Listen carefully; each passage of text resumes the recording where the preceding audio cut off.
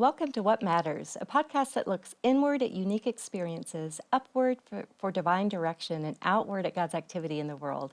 I'm Michelle Funk, your podcast host, and I'm so delighted you're here joining us today. I would ask for you to subscribe to this podcast. That way you won't miss any of our upcoming episodes.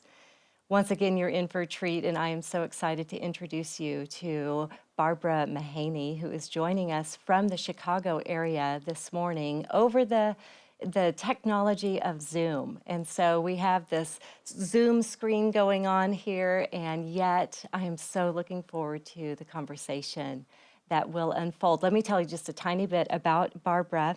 So Barbara is a former pediatric oncology nurse who then spent nearly 3 decades as a reporter and writer at the Chicago Tribune. She's now a freelance journalist and author of this fantastic book. I have it right here, Stillness of Winter.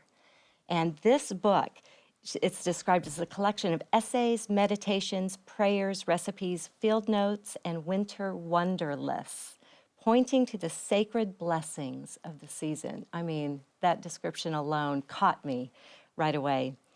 I'm actually having the pleasure here at our church. We're meeting on a Thursday morning with a group of women, and we're going through this book. And we have based a study that we're calling Wonder on this book, because truly we're experiencing the wonder of the seasons. And Barbara, it's due to your beautiful writing and all that you've offered in this book and other things. Welcome to the podcast. I'm so delighted that you're here. Welcome. Thank you. I'm delighted to be here with all of you through these cyber miles. Yay, yes. It's amazing what we can do, isn't it? Isn't it? So we're just going to talk about what matters today. What a glorious, glorious topic to write in your calendar. Talking about what matters. What a perfect thing. Let's go. Good. So I'm wondering for you, what matters? What do you got going on right now? What's top of mind? What's just kind of bumping up against your heart these days? My first prayer these days is for this nation, for peace, I think what's happened recently is the fragility. A spotlight has been shown on the fragility of this democracy, the preciousness of these freedoms that we, live and breathe with. And, in our lifetime haven't felt so threatened. And so I pray for kindness and gentleness to sweep back into the landscape. Yeah. I pray for us to stop seeing the world as us's versus them's. Yeah. I always pray for my children. My children are always top of my list. Yeah. But I think right now in this moment, I'm really paying attention to the landscape beyond my little circle, my most intimate circle. Yeah. It feels really important to pray and to be that instrument of peace and to be the consoler, to be the listener, to be the shedder of light in the darkness. Yeah. Oh, boy, if we could all start our days praying that and then trying to live toward it just a tiny bit at a time. Some of that sounds overwhelming, though. Does it to you? Does it sound? I'm a huge subscriber to Teresa of Lisieux and Dorothy Day, who's a great hero of mine. Both talk about, the little bit of courage, the little bit of kindness. And so I'm a huge believer in baby steps. Yeah. Because if we take on the vastness, we'll become paralyzed against it. And so I have incredible faith in, the tiniest act of kindness, the tiniest, anytime I can, swallow any urge to do something that wouldn't bring more love into the world, the tiniest little bit, all those tiny little bits, I just believe add up. And that's what keeps me from caving into a sense of, well, I can't do anything. I believe in that little bit of kindness, that little bit of courage. Yeah. And so that's how I take it on. Yeah. beautiful phrase, that little bit of courage, and then just seeing if there's a baby step toward it. Because most of us can muster that little baby bit. Beyond that, so once you do the one, then it a little bit can snowball. And all right, I did it once, I'm going to do it again. And then we have, you're kind of building this brick wall of resilience and fortitudes and take it forward. Right. And we all know how deeply we can be touched by one unexpected random act of kindness. Like somebody does a kindness to us that we just didn't see coming. And it invigorates your soul. And you think, well, and we're really quick as human beings. We're quick to want to model that. Somebody gave that gift to me. I know how great it felt. I'm going to turn right around and try to do it, pass it along. Mm-hmm. So baby steps. Yes, baby steps. Yeah. So you kind of look at the landscape, mm-hmm. and then work on a little bit of this view of a little bit at a time, a little bit at a time, a little bit at a time. And so and you've mentioned prayer, right? So to me, when I think about a little bit at a time, a little bit at a time, and if I don't know what to do, what next step to take, I guess I turn to God and just try to learn from God, see where maybe God is at work in the world and how maybe I can join in with that. Is that an approach you take too at all? Do you see God working in the world anywhere that we could maybe take a step toward? I see God working everywhere in the world. Yeah. Most powerfully in the human hearts around us. And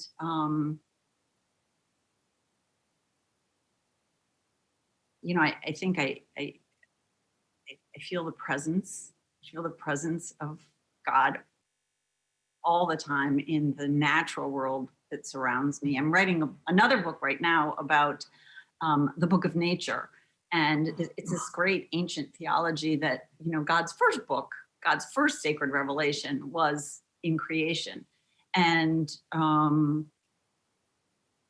I've grown up just surrounded by, I call my mom the original Mother Nature. She was famous for, there were 5 kids in the family I grew up in, and she would be taking home movies of the 5 kids, and all of a sudden a scarlet tanager or an indigo bunting would fly by, and my mom had the camera up on the indigo bunting and the scarlet tanager, never mind the 5 kids.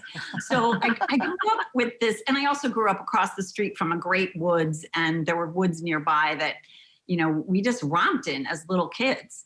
So the solitude, the silence in the natural world is a place that really profoundly speaks to me. And in the human heart and in, sometimes snippets of conversation I overhear through strangers or with strangers. Sometimes in the things my own boys say to me when they were little, as I was tucking them into bed at the dinner table. We still have, every night family dinner conversations. In the news, it's sometimes hard to find it there. Yeah. I was a writer at the Chicago Tribune for those almost 30 years, just a few months shy of 30 years. And I was always amazed. I would go out. I was a news writer for 5 years, and I was a feature writer for 25. And I can't tell you the number of times I would go out and interview all sorts of people. Some people, in the headlines, some people who just deserved to have their story told. And so often the conversation would just circulate to a moment in which this true divine essence would just be revealed. And I just knew, I felt like it was such a gift. I was always out sort of collecting everyday gospel. One of my favorite stories from the Tribune was, it's in my first book, Slowing Time, an essay from the experiences in Slowing Time. There was this man in Chicago. He was called the Pigeon Man of Lincoln Square. And he was this painfully shy, quiet, bent little man who every day filled his satchel with baby food jars of birdseed and took a bus from his house where he lived in someone's attic. He took a bus to this busy, busy corner where 10,000 cars a day passed, according to the city's traffic studies. And he would sit on a fire hydrant with dozens and dozens of pigeons whirling around him and landing on him. And he talked about how I likened him to St. Francis of Assisi, little pun there.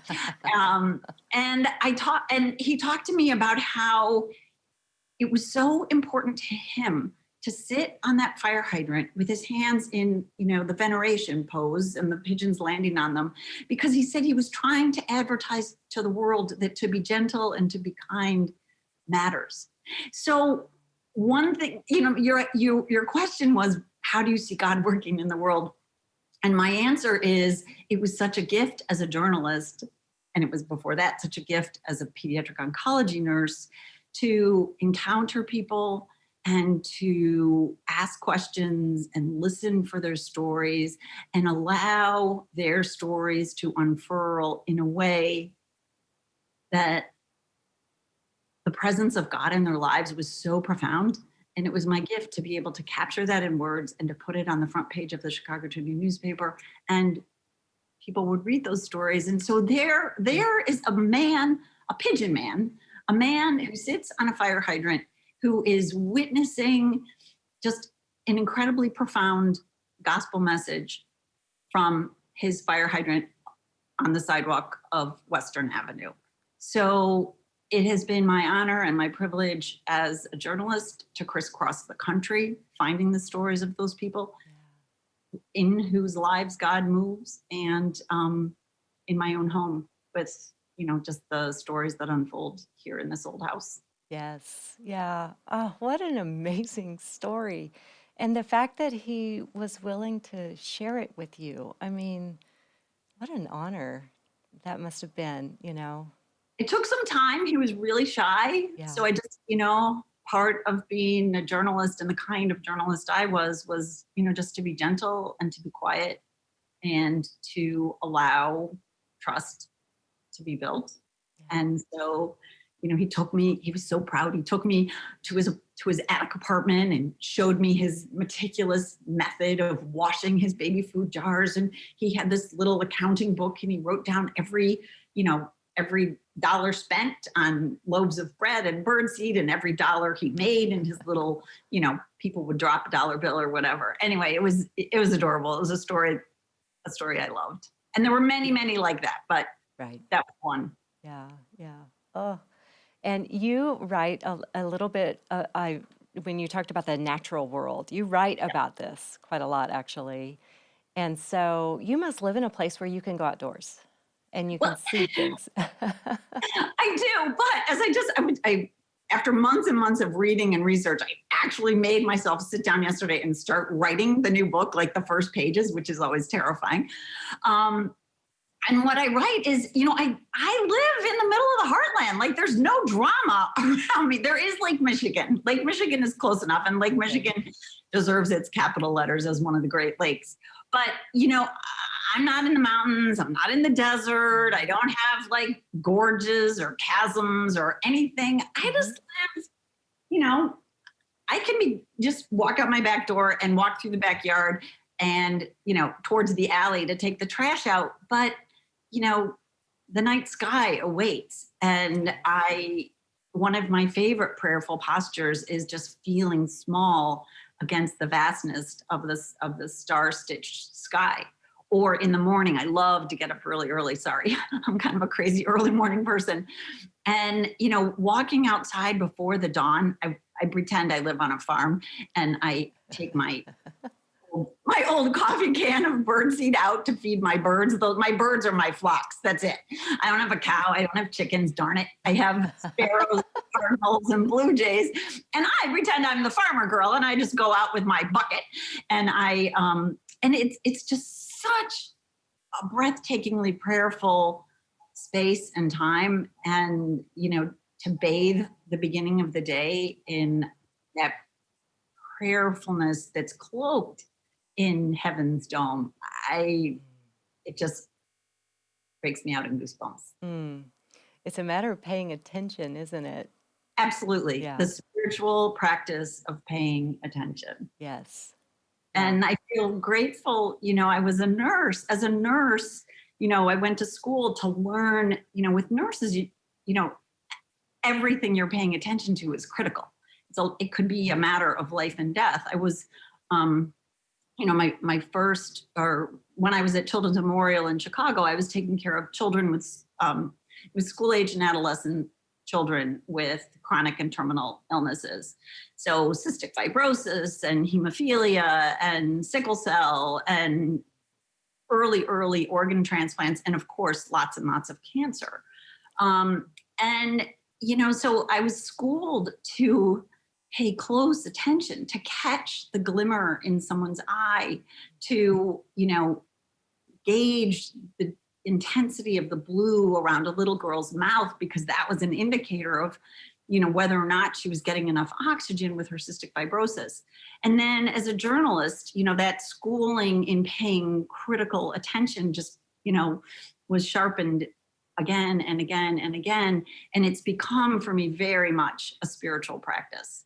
Just, paying attention, seeing, we're so surrounded by God's beauty and God's majesty, and it's there if we open our eyes to it. And so I try really hard to open my eyes and my heart to it. Yeah. Oh, what a great reminder. We can all do that.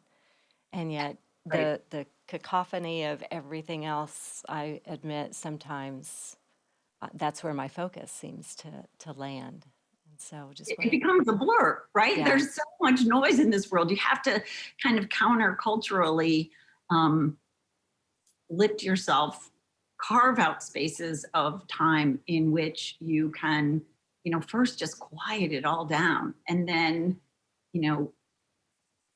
try to practice across the arc of the day, just that, careful listening, paying attention. yeah, yeah. You've also written a book, I think it's titled Mother Prayer. Yeah. Yeah. Mother Prayer is the book of my heart. It's the book that people in publishing said, oh, nobody wants to read essays about mothering. But I felt like the most important stories of my life, the volumes of wisdom I have learned in my life have been, my children were my teachers. My children taught me about love and how to love. And so God bless Abingdon. They let me, my second book, the first book was called Slowing Time, Yeah. Seeing the Sacred Outside Your Kitchen Door. And the second one was Mother Prayer. And I'm so grateful that they allowed me to publish that collection of essays that span the whole spectrum of, I started writing those essays when we have two boys, they're 8 years apart. There were many miscarriages in between those 2 years, and they told me I would never have that second boy. So that second boy is my miracle child. That's right. So because they were 8 years apart, the younger one was 5 when I started some of those essays. Some of them start before that, but primarily they start from when the younger one was 5 and the older one was 13. And they go all the way through the older one heading off to law school, I think. So it's the whole spectrum of mothering and the lessons learned. And if nothing else, my boys have forever pressed between covers, captured those frames of their lives that might otherwise be lost to memory or who knows what. And I'm so grateful that I have, not only the stories, but some of the explicit lines of dialogue. When the little one, one of my favorite stories, or it's just a little thing, but the little one left his spelling list at school. Oh my gosh. And the spelling test was the next day. And, we ran up to school to try to get it, and the school was locked, so we couldn't get in. And I was sitting down in my office, like recovering from this mission, this mission to nowhere. And all of a sudden and I had told him, I said, okay, now Teddy, you sit down and you try to remember as many of those words as you can. And under the space beneath my door comes sliding this piece of paper that says, Mommy, I'm sorry. I will, something like, I will bring you coffee or something, it was this sort of magnificent apology, confession, and redemptive note all in one. And had I not written that down, I don't know if I would have remembered, the exact way that had unfolded. But we all have those stories. Every single one of us has, just volumes of these quiet little stories. And I think maybe the most profound message of that book is that, these quiet little stories that unfold in our homes are stories that hold all the wisdom of the ages, all the, we're so blessed. We're in the front lines of living an incredible, incredible life story, and the little people who were trusted to love and to raise teach us profound, profound things. Yes. Yeah, I like that, how you say they teach us. It's so true. It's just so true. Yeah, other people in our other family members, teach us, no matter the family setting. Exactly. Exactly. If we're just allowing ourselves to be taught a little bit. Yeah. Oh. So the book that we're focusing on, The Stillness of Winter, covers 3 months: December, January, February. So are you going to write a book for every other month? Would you I would love please? to. It's so funny. Tell Abingdon. Yeah, I will. Abingdon, the wonderful, brilliant Pamela Clement, who used to be a publisher at Abingdon, called me about 1.5 years ago out of the blue and just said, we're thinking of starting this gift line and we want these books to be really pretty. She didn't tell me they were going to put a little ribbon in it, which know. is my favorite. It's so helpful. Yeah, I know. It works. I almost fell over when I opened the box and saw that it had a ribbon. Anyway, she said, we want to do this line of gift books, and we want to start with slowing time, and we're thinking of focusing on just winter. And I was like, she said, would you be interested? I was like, absolutely. I love winter. And it's just, we can talk about it later when I meet with your wonderful women's book circle people. Yeah. But who knew when we were writing this particular book, putting it together, which was just pure joy, that it would come out for this winter, in which stillness is the pretty way of putting it. Like, we're locked in our houses for months and months and months.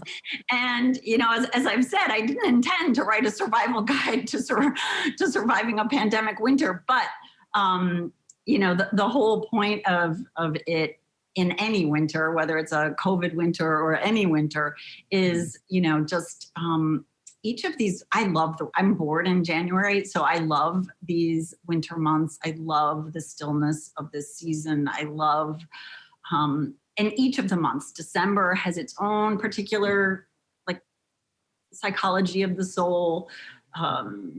January is like the starting over month. Let's see if we can get it more right this time. February is when we're a little bit going stir crazy. And so we have to bring in elements of joy, and you're right at the edge of your breaking point. And then suddenly, I'm pretty sure Kansas is a whole lot like Chicago, probably even more so. All of a sudden, at the end of February, those little hints of promise start to burst through the once frozen garden. And we remember, this winter will come to an end and the spring will erupt all over again. And I am a profound student of the lessons of the seasons, the turning of the seasons. I just think it's so beautiful that God just keeps turning the dial, and we keep getting these chances to go through the spiral once again. And the meditative aspects of winter are really, really profound to me. And if Abingdon decides they want to do a spring and a summer and fall, I'm all in, because I love fall too. Yeah. Autumn, the days of awe are beautiful. Yes. Oh, I bet there, around the lakes and all. Yeah, that would be so pretty. Well, you're right about this particular book fitting so well into the right now. And, who knew? As we began with this, I've mentioned we have a group going through this book. I just was so struck by some of the prayer that you had written for the month of December. And as I shared that with the group, A lot of turmoil had just occurred in our world. Mhm. And the transcendence of those words, it was just like you maybe just wrote them that morning and shared them. I mean, I love that about the written word. It just really can stand and speak, and it certainly is doing that. And I should have marked the page. There's also a little bit of humor going on in here, especially when you get into the kitchen. I'm loving some of your descriptions of how to put together some things. And maybe not going to find it right away, but especially it's the winter salad. Here it is. You Oh, say, yeah. that's really good, by the way. Try it. I got to try that. I shared with the group. I don't often get fennel bulbs, but I know that where they are. I can find them in the produce section, or I'm probably going to order it, online. But anyway, I love this description. Your recipes are so fun, and just a toss to coat, trying not to fling bits about the kitchen and spread it in even layer. That's my kind of cooking. Just try not to fling it all over the kitchen, but if you do, I don't know, maybe grace, Yeah. No, it was one of those unintended wonders of making this book. The essays are quiet and contemplative and soulful. And then this brilliant Pamela Clement she's really funny. She's hilarious. So, everybody at Abingdon almost everybody's based in Nashville. And Pamela's just this hilarious, but she said she just loves recipes. She said she can't cook worth a dime. She couldn't peel a cucumber if you paid her. So she was a great editor for recipes, because I would say crack an egg and she would say, how? And, Funny. But because she loves recipes, so it ended up this sort of wonderful pastiche of, the essays are kind of more quiet and soulful and contemplative. And then the sort of goofier side of me, the more whimsical side, comes out in the recipes. And, I'm a soulful cook. I don't think anybody would call me a great cook, but I do know how to throw lots of cheese and lots of butter on top of some pasta. So what could go wrong with that, right? That's exactly right. But yeah, so yeah, it ended up kind of perfect for this winter, because, if too much soulfulness is driving you stir crazy, well, then just put it aside and go in the kitchen and chop some things and laugh a little and feed some people and feel better about the world. Absolutely, yeah. And start with a recipe and end up with a whole something else that works and can keep us, fed. So yeah, it has just been such a joy to have both of those elements. A lot of things are wrapped up in this book, actually. Just really beautiful. And so once again, just thank you for the gift of the book itself and for sharing that for us. And it was fun to come across it and then to reach out and connect with you. So not only are you generous in the written word, but also with your time and being willing to connect a little bit. So have you been to Kansas City ever? We're in the Kansas City area. I know. My husband was all excited that I was talking to, because he has dear friends in Kansas City. And I have Okay. I've Well, not it's been okay. to Kansas City. I've been to Iowa. I've driven to Omaha. So I guess I've gone through Kansas on trains and in driving, but I need to spend time in Kansas. Yeah, you should. It's a fun city. I know your husband is very interested in architecture. He is very Yeah. Tribune, long-time architecture critic, whose last day at the Chicago Tribune was just Friday. Wow. His 33-year career just ended. So between us, we had 63 years at the Tribune. Oh my God. Congratulations. Oh boy. So that's a bit of a change. It's a huge change. So we're going to once I finish writing this book about the Book of Nature, we will get in the car and go see the country, and maybe we'll just drive to Kansas City. Yeah. My boys want the barbecue. There's lots to talk about Kansas City barbecue around here. Absolutely. It's a must. And you cannot go wrong. So. And wasn't there a little football team that did something? Yeah, yes, every now and then on a Sunday I see this team, and it's, oh my. So we're in the midst of that. Yes, go Chiefs. Yeah, Congratulations. We're out of it. It has been fun to be in a city where everybody can get swept up in something that's just I know. good. I I come from a sports-minded family, so we see that, you build character and, you being part of a team. There's so many great lessons that come from sports, and I know some people can take that or leave it, but Yeah. for me, it's been fun to see this community just get swept up. Yeah. And we've had the pleasure of doing that now, not too long ago with our baseball team, the Royals, and then, of course, the Chiefs. So, yeah, that's been a little fun. So, Lot of fun. yeah. Lot of fun. Chicago's not in any running, but Chicago is like, people live and breathe their sports here. I'm not. Yeah. I've been surrounded by boys who do. So by osmosis, I picked that. That's how I knew there was some kind of football game that had something to do Yeah. with camp. Yeah. I have visited Chicago several times, love the city, just think it's so beautiful. So I feel like, now I know somebody there as well. And Call me up and I'll take you around. that would be great. That would be great. Well, I'm going to let you have the rest of your day to do what you will today. I'm just so grateful to have conversation with you, to consider some things where, we can look at our own experiences, and you've shared some really fun, unique experiences that you've encountered, and how that relates to what we see going on in the world around us, and where we can find some sacred, and to use your words to find the holy within and the holy all around. Mhm.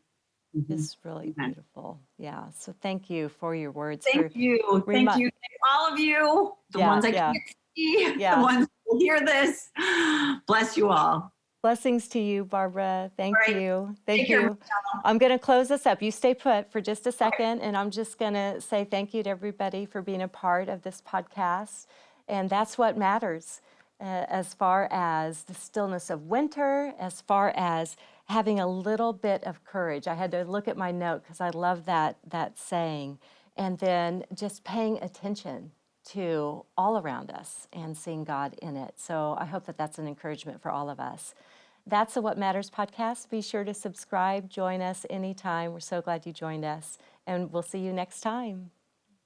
Thank you again. Thank you. You're So welcome. fun to now know you. We have to say we're friends now. Is that okay? Oh, for sure. For sure. For sure. Good. I'll come to Kansas City and try your barbecue. You come to Chicago and I have an architecture critic who will take you anywhere you want to go.